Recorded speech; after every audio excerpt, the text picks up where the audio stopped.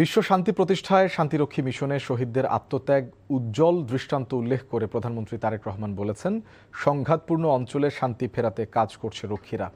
ঢাকা সেনানিবাসের সেনাকুঞ্জে আন্তর্জাতিক শান্তিরক্ষী দিবস উপলক্ষে এক অনুষ্ঠানে তিনি এসব কথা বলেন। সশস্ত্র বাহিনীর সদস্যদের উদ্দেশ্য করে প্রধানমন্ত্রী বলেন, অতীত থেকে শিক্ষা নিয়ে ফ্যাসিবাদ মুক্ত দেশে নিজেদেরকে প্রতিষ্ঠিত করার সুযোগ এসেছে। তারেক রহমান বলেন, পোশাকধারী বাহিনীর জন্য পেশাদারিত্ব, ঐক্য, শৃঙ্খলা ও চেইন অব কমান্ড ছাড়া টিকে থাকা কঠিন। অনুষ্ঠানে বিভিন্ন সময় শান্তিরক্ষী মিশনে নিহতদের পরিবার ও আহতদের হাতে সম্মাননা তুলে দেন তারেক রহমান। বলেন, সংঘাতপূর্ণ অঞ্চলে শান্তি ফেরাতে সাহস ও নিষ্ঠা নিয়ে কাজ করছে শান্তিরক্ষীরা।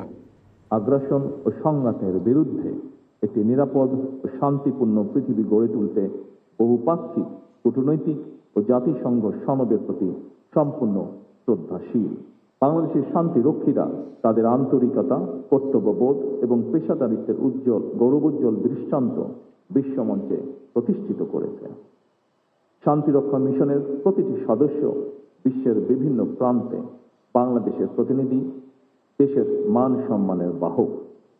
আমি আজকের এই দিনে দৃঢ়ভাবে প্রত্যাশা করি, আগামী দিনেও যারা আন্তর্জাতিক অঙ্গনে দায়িত্ব পালন করতে বিভিন্ন দেশে যাবেন, তারাও একইভাবে বিশ্ব দরবারে বাংলাদেশের সুনাম সমুন্নত রাখবেন।